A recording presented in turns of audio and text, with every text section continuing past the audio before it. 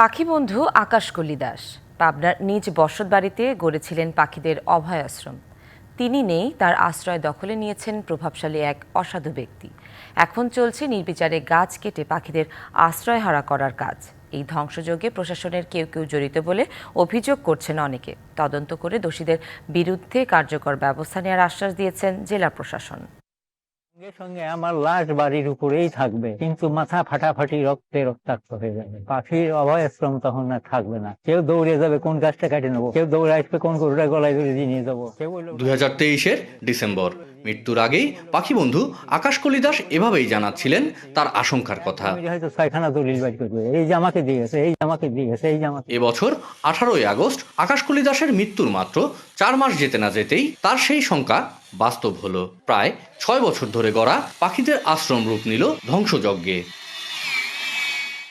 পাবনার বেড়ার কৈটলায় কাগেশ্বরী নদীর তীরে সুবিশাল অরণ্য ঘেরা কুড়ে ঘরে বসতি ছিল স্কুল শিক্ষক আকাশকলির। গাছে আশ্রয় নেওয়া হাজার হাজার পাখিকে শিকারি থেকে রক্ষা, খাবারের ব্যবস্থা করাই ছিল তার কাজ। তার মৃত্যুর পর দান ও ক্রয় সূত্রে দাবিতে অভয় আশ্রমের দখল নিয়েছে অসিত ঘোষ ও মোহাম্মদ আলী। তবে এমন দামি মানতে নারাজ প্রতিবেশী সহ সাধারণ মানুষ। সাব রেজিস্ট্রারের যোগসাজশেই এমন হচ্ছে বলে অভিযোগ তাদের। নতুন এবং ফিরে আসা গ্রাহকদের জন্য নগদে চলছে ক্যাশব্যাক সহ প্রতিদিন হাজারো উপহার জেতার সুযোগ। হবে আশা আর ফেরা, সারপ্রাইজ সেরা। পাতা ভুঁতে একটা গাছের একটা পাতা বেছে নেই। সেই তার যে বন বা অভয় আশ্রম যেটা ঘোষণা করা হয়েছিল সরকারিভাবে, তার একটি গাছও সে কাটতেন না। উনি নিজে 40 লক্ষ টাকা ঋণ, যা আছে সাকল্য সম্পত্তি বিক্রি করছে, সে নিজে হাতে বিক্রি করছে, আর যা ছিল অবশিষ্ট আমাকে দিয়ে। অভয় আশ্রম রক্ষায় পরিবেশ মন্ত্রণালয় ও জেলা প্রশাসকের কাছে লিখিত অভিযোগ করেছেন পরিবেশ প্রেমীরা। আগে অনেক পাখি ছিল, এখন আসে না।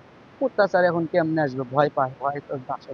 জায়গাটা কোনো ভেজাল থাকে, ঝামেলা থাকে, আপনারা সেটা প্রশাসনের সাথে কথা বলেন, প্রশাসন এটা দেখুক।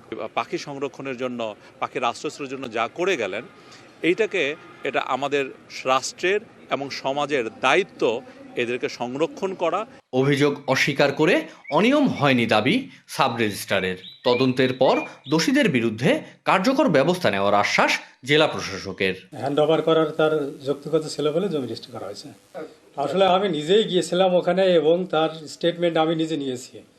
সে নিজেই বলছে যে আমি জমি হ্যান্ড ওভার করতেছি। কিছু ব্যক্তি যদি এই অভয়াশ্রম নষ্ট করার চেষ্টা করে বা দখলের চেষ্টা করে, আমরা সরকারের পৃষ্ঠপোষকতা থাকবে যেন এই অভয়াশ্রমটি নষ্ট না করা হয়।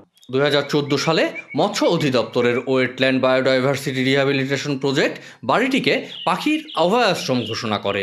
আকাশকলিকে দেওয়া হয় সরকারের award for wild life conservation সহ দেশি বিদেশি সম্মাননা। Partha Hasan, DBC news, Pabna.